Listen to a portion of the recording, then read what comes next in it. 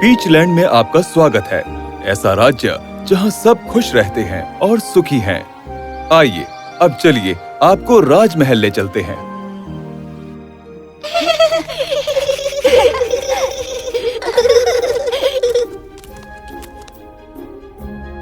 जरा देखिए तो इन नन्ही प्यारी बच्चियों को। 3 बहनें, राजकुमारी चेरी, राजकुमारी मैरी और राजकुमारी स्ट्रॉबेरी।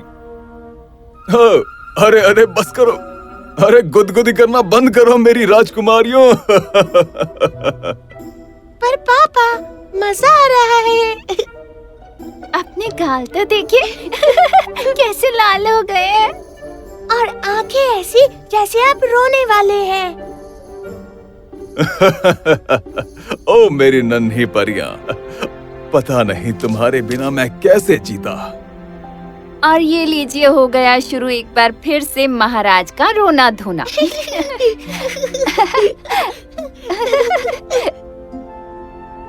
आ जाइए महाराज, खाना लग गया है।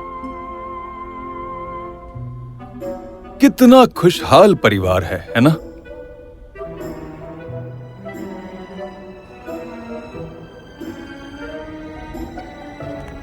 अब मिलिए राजकुमार लेमन से।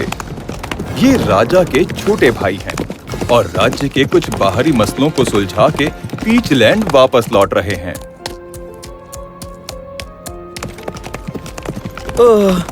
गर्मी कितनी बढ़ गई है। शुक्र है कि आखिरकार मैं घर तो पहुंचा। जैसे ही राजकुमार लेमन महल पहुंचे, तीनों बहनें भागकर उनके पास पहुंच गईं। Uncle lemon, uncle lemon, uncle lemon. मेरी बच्चियाँ। अच्छा हुआ आप वापस आ गए अंकल लेमन। आप खिलाने लाए हैं ना? और चॉकलेट्स? मैं लेमन मेरे भाई, तुम आ गए। उम्मीद है सफर अच्छा रहा होगा। जी हाँ महाराज, अच्छा रहा। पड़ोसी राजा आपसे काफी खुश हैं। बहुत बढ़िया, तुम थक गए होगे, जाओ आराम करो, शाम को मिल के बात करते हैं। जी जरूर महाराज। जी जरूर महाराज, अच्छा सब अच्छा रहा महाराज। ये तो हद हो गई, मुझे अपने भाई से ऐसे क्यों बात करनी पड़ती है।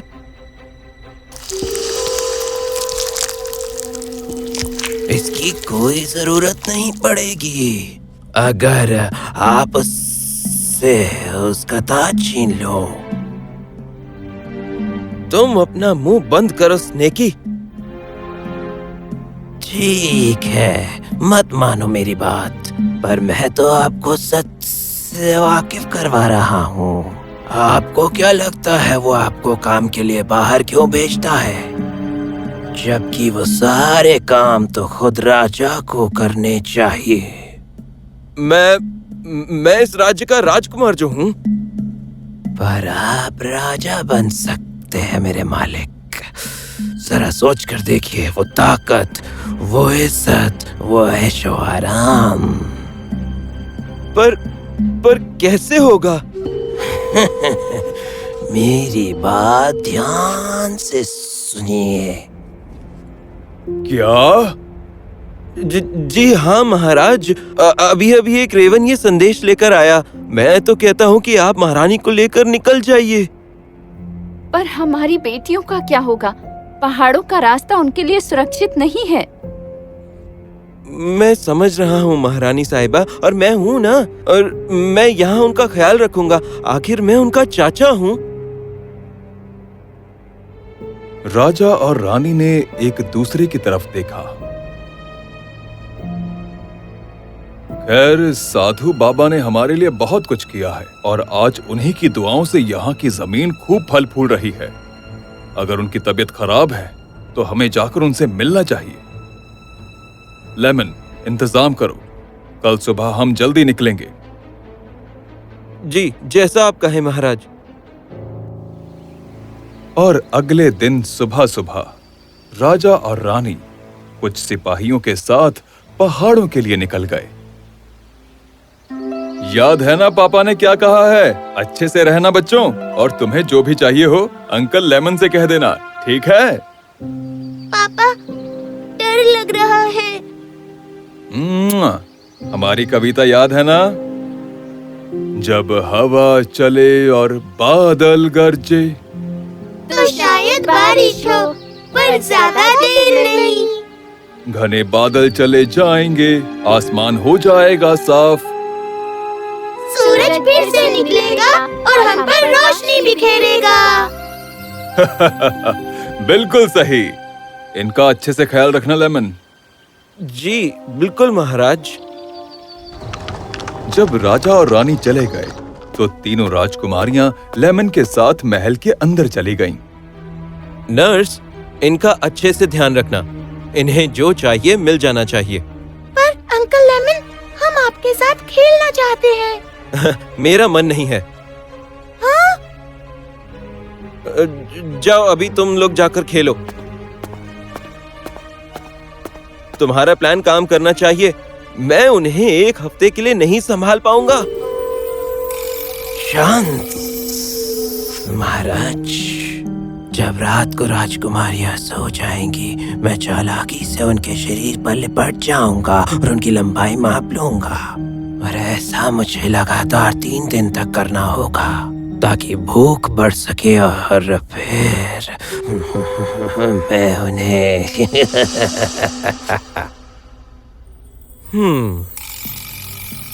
लेमन ने सोचा कि 3 दिन तो यूं ही पलक झपकते ही निकल जाएंगे और वो 3 दिन तो उन्हें झेल ही लेगा।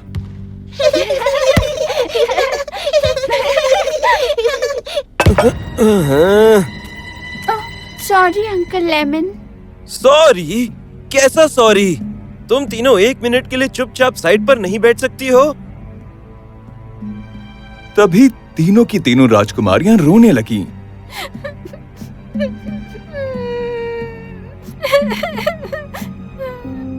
कोई बात नहीं मैरी, हम भी ज्यादा शरारतें कर रहे थे। Sorry uncle lemon. हाँ हाँ ठीक है। अंकल लेमन, क्या आप हमें सोते हुए कहानी सुनाएंगे प्लीज? नहीं प्लीज। नहीं, तुम तीनों अभी के अभी अपने कमरे में जाओ और मुझे अकेला छोड़ दो। डर कर तीनों राजकुमारियां अपने कमरे में भाग गईं। रात भर बेचारी तीनों राजकुमारियां रोती रहीं, जब तक उन्हें नींद नहीं आ गई। जब वो सो गईं, सांप उनके कमरे में पहुंचा और बारी-बारी से तीनों राजकुमारियों को उसने नापा।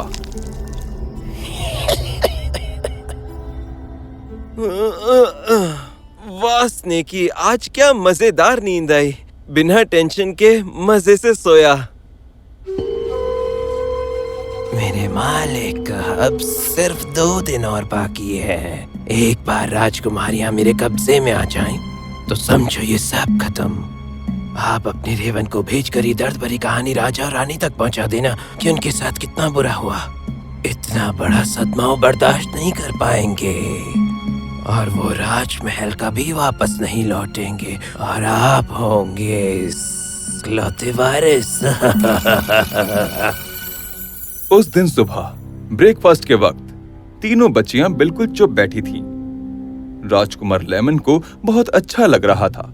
वो खुश था, पर तभी उसके दिल में अचानक बहुत जोर से दर्द हुआ। Uncle lemon, uncle lemon, uncle lemon, सिपाहियों, डॉक्टर को बुलाओ, जल्दी करो। राजकुमार लेमन को जल्दी से उनके कमरे में ले जाया गया, जहां डॉक्टर ने उनकी जांच की। इन्हें बहुत तेज बुखार है, तभी सांस लेने में तकलीफ हुई। शायद इन्हें एल्डर फ्लू हो गया है। अब हम क्या करें? इनकी सेहत का ख्याल रखना होगा। इन्हें आराम चाहिए, मानसिक और शारीरिक आराम।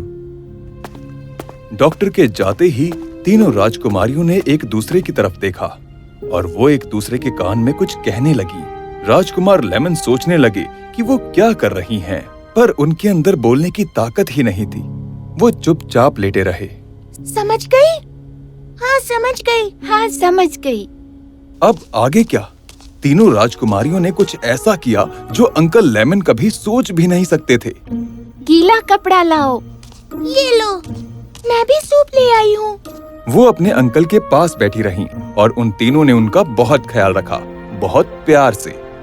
पूरा दिन गुजर गया और राजकुमार लेमन शाम तक बेहतर महसूस करने लगे, पर उनका दिल दुख रहा था। वो शर्मिंदा थे। मेरी प्यारी बच्चियों, मैंने तुम पर कितना गुस्सा किया और फिर भी पूरा दिन तुम तीनों ने मेरा ख्याल रखा। आपको एल्डर फ्लू हुआ था। दासियाँ आपके पास आने से डर रही थी। हम बच्चे हैं ना, तो हमें फ्लू नहीं होगा। वैसे भी हमारे एक ही तो अंकल है ना अंकल लेमन? राजकुमार लेमन की आंखों से आंसू बहने लगे और उन्होंने तीनों राजकुमारियों को गले से लगा लिया। तुम तीनों ने खाना खाया या नहीं? अभी नहीं। तो जाओ जाकर खा लो और फिर तुम तीनों को सोना है। आप हमें कहानी सुनाएंगे? जरूर। और इस तरह राजा और रानी हमेशा खुशी खुशी साथ रहने लगे।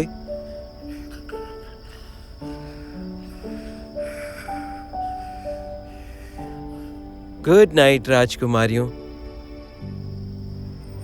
इसे तो लगाव होने लगा है। आज ही अंजाम देना होगा। उस रात जब राजकुमार लेमन बस सोने ही वाले थे, तभी उन्होंने किसी की चीख सुनी। अरे नहीं! मैं तुम्हें बिना जगाए खाना चाहता था, पर ठीक है, वैसे नहीं तो ऐसे सही। और तभी राजकुमार लेमन कमरे में भागा भागा आया और अपने सांप को हमला करते देख उसने अपनी जेब में हाथ डाला और कुछ प्राचीन बीज निकाले। बिना वक्त बर्बाद किए उसने वो बीज सांप की तरफ फेंके। सांप वो देखकर हक्का बक्का रह गया और जैसे ही वो बीज उस पर गिरे, वो चिल्लाते हुए हवा में गायब हो गया। तुमने मेरी कमजोरियों को हथियार बनाया। नहीं। बच्चों,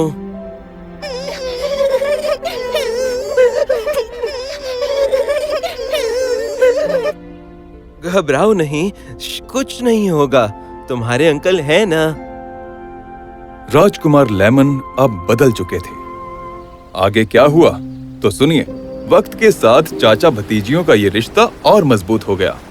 लेमन उनके साथ खेलता, उन्हें आर्ट और क्राफ्ट सिखाता और बल्कि उनके साथ गाकर डांस भी करता। एक हफ्ता बीत गया और जब राजा और रानी राज्य वापस लौटे, उन्होंने लेमन को बुलवाया। इसने झूठ क्यों बोला, जबकि साधु बाबा को तो कुछ हुआ ही नहीं था। मैं इसे निकाल दूंगा। इसकी जरूरत नहीं पड़ेगी महाराज, क्योंकि मैं हमेशा के लिए यहाँ से जा रहा हूँ। पर तुमने हमसे झूठ क्यों बोला? क्योंकि मैं इस राज्य का राजा बनना चाहता था। मैं लालची हो गया था। ऐसा कहकर राजकुमार लेमन मुड़े और जाने लगे। तभी तीनों राजकुमारियां भागी भागी राज दरबार में आईं और उनके गले लग गईं।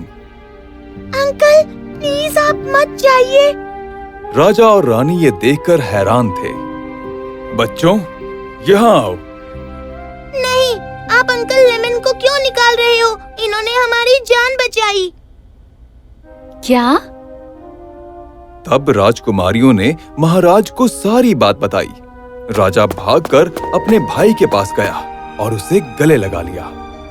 मुझे माफ कर दो भाई, शायद अब वो वक्त आ गया है कि तुम्हें तुम्हारा हक मिल जाए। वैसे भी हम जुड़वा भाई हैं और ये ताज जितना मेरा है उतना ही तुम्हारा भी है। नहीं महाराज, ये ताज उसी का है जो किसी की बातों में ना आए, और वो आप हैं। मैं बस अपनी भतीजियों के साथ समय बिताना चाहता हूँ, क्योंकि उन्होंने ही मुझे सबक सिखाया है। राजा को अपने भाई पर फक्र था और एक जश्न की घोषणा की गई। पीच लैंड आसमान की तरह जगमगा रहा था। सभी ने जश्न मनाया, खासकर राजकुमार लेमन ने। तीनों राजकुमारियों ने उसे सिखाया कि प्यार से सिर्फ इंसान का दिल ही नहीं बदलता, बल्कि उसके जीने का तरीका भी बेहतर हो जाता है।